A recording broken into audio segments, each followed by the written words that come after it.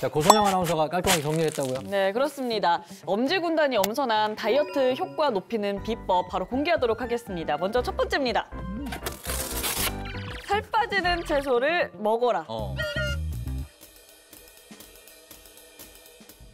살 빠진 채소요? 채소는 뭐가 됐든 먹으면 그래도 살이 빠지지 않을까요? 네, 채소 중에도 살이 빠지는 채소도 있고 살이 찌는 채소도 있습니다. 살이 찌는 채소도 있습니다. 그러니까 너무 그 방심해서 채소라고 마구 먹으면 안 됩니다. 코끼리 봐요. 엄청 먹어제끼잖아요. 엄청 방심한 거죠, 코끼리는. 제 앞에 여러 채소가 이제 이렇게 놓여 있는데요. 배추, 달래, 양파, 당근이 있고요. 그리고 단호박, 감자, 완두콩이 이렇게 있습니다. 이 중에 살 빠지는 채소는 무엇일까요? 단맛 나는 거 있잖아요. 단호박, 뭐 당근, 뭐 감자, 뭐 이런 거 빼고는 다 괜찮지 않을까요? 감자는 좀 살이 찐다는 얘기를 많이 듣고 근데 나머지는 좀 살이 다 안 찌는 채소 같거든요. 어때요? 그러게. 제가 아는 염소가 한 마리 있는데 너무 친해요? 아니 친하진 않아요. 그냥 농장에 가서 봤어요. 농장에서 이 친구가 저 비슷하네. 배추를 배추를. 엄청 먹어제껴요. 근데 염소는 날씬하잖아. 아유 이만해. 염소가 오. 예, 이만해가지고 막 뒤뚱뒤뚱 거는데 얘가 배추를 계속 먹더라고요. 배추. 저거 저 살찔 것 같아요. 어때요, 선생님? 네, 살 빠지는 채소는 바로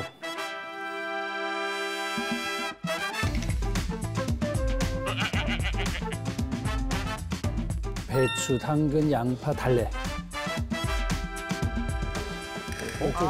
진짜요? 진짜요? 네네. 여기서 다이어트 중이었네. 원래 고기 먹는 친구인가? 그러면은 단호박, 감자, 완두콩 여기 나머지 이쪽 세 가지 종류는 살이 찐다는 얘기예요? 네, 살 찌는 채소가 아하. 이렇게 세 가지가 있습니다. 왜 똑같은 채소인데 이쪽만 이 살이 찌는 거예요? 같은 채소라고 하더라도 탄수화물 함량이 다르거든요. 그러니까 이거는 우리가 밥만 탄수화물이고 채소는 아니다라고 하는 순간에 위험할 수 있죠. 탄수화물은 꼭 우리 몸에 필요한 3대 영양소긴 하지만 많이 먹는다면 결국 지방으로 전환돼서 우리 몸에 체중을 증가하는 또 문제가 생길 수 있기 때문에 그렇고요. 배추는 100g당 탄수화물 함량이 3.2g이고 달래와 양파는 한 6g, 그리고 당근은 7g으로 낮은 편이기 때문에 살이 찌지 않는 채소입니다. 우리가 대표적인 탄수화물 음식으로 알려진 그 쌀밥을 예로 들면 쌀밥은 100g당 탄수화물이 31.7g 들어있거든요. 그런데 이제 찐 단호박은 100g당 15.45g, 감자는 18.17g, 그리고 완두콩은 19.51g으로 굉장히 탄수화물 함량이 높습니다. 완두콩이 제일 많네. 같은 양을 완두콩 드셨을 빵 때 거의 20%가 탄수화물이네. 그러니까 우리가 봤을 때 채소 중에 풀을 먹는 느낌, 그다음에 포만감이 없으면 대부분 탄수화물이 적습니다. 예를 들어서 양배추나 뭐 오이, 콩나물, 부추, 브로콜리, 치커리, 케일, 상추, 미나리, 숙주, 버섯 뭐 이런 것들이 대부분 여기 속하고요. 얘네들은 좀 특징이 뭐냐면 식이섬유가 많잖아요. 그러니까 노폐물 배출에도 좋고 또 포만감도 좋으니까 다이어트에는 굉장히 도움이 될 수 있습니다. 네, 계속해서 또 살이 더 빠지는 이 다이어트 효과 높이는 비법 알아보도록 하겠습니다. 두 번째입니다. 살 빠지는 물을 마셔라. 제가 오늘 물 얘기만 하는 것 같은데 아리스 좋아서. 예, 살 빠지는 물은 바로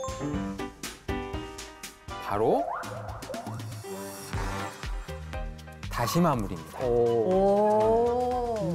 젖어 있는 다시마를 보면 끈적끈적한 그 점액성 성분들이 맞아요. 이게 알긴산이라 그래서 흡착력이 굉장히 뛰어납니다. 그래서 체내에 있는 염분이라던가 뭐 나쁜 뭐 콜레스테롤 같은 부분들을 흡착을 시켜서 몸 밖으로 배출하는 데 도움을 주거든요. 네. 이 다시다물 어떻게 만드는 거예요? 네, 제가 알려드릴게요. 다시마를요, 이렇게 그냥 작은 사이즈로 잘라서 이 정도 크기 좀 생각하시면 되는데요. 보통 우리가 다시마 사보시면 하얗게 염분이 좀 묻어있잖아요. 물에 씻는다던가 젖은 행주로 닦으면 안 되고요. 마른 헝겊 정도로 하얀색 염분을 한번 닦아주시고요. 이 상태로 그냥 물에다가 담그시면 됩니다.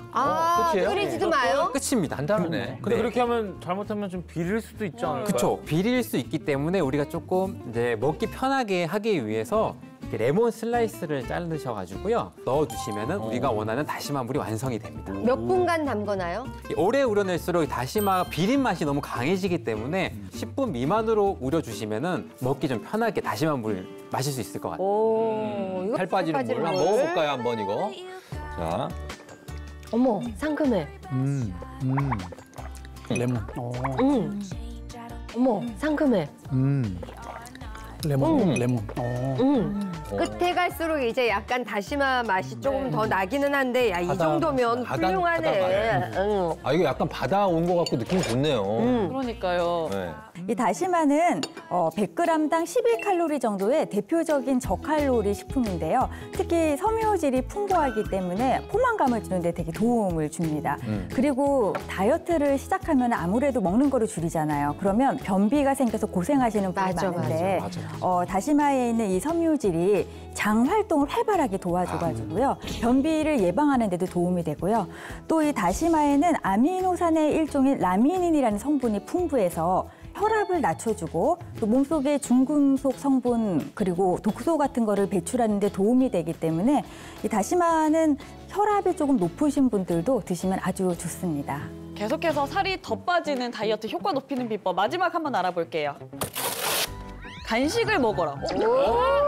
안 먹어라 아니에요? 아니 다이어트 할 때 간식은 무조건 금기잖아요. 근데 간식을 먹으라고요?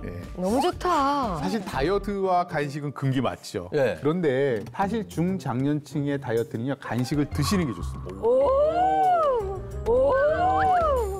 그렇다면 제가 좋아하는 빵. 빵 좋아하시죠? 케이크. 아, 그렇지. 빵 좋죠. 떡, 뭐 고구마, 뭐 실컷 먹어도 될까요? 그런데 여기서 말하는 간식은 네. 뭐 빵, 떡, 고구마 이런 것들이 아니고요. 다이어트 효과를 확 올릴 수 있는 그런 간식들이 따로 있습니다. 이런 간식들은 특히 먹는 시간대도 굉장히 중요한데 어떤 시간에 먹으면 좋을지 그런 간식들 제가 소개해드리겠습니다. 먼저 오전에 드시면 좋은 간식이 네.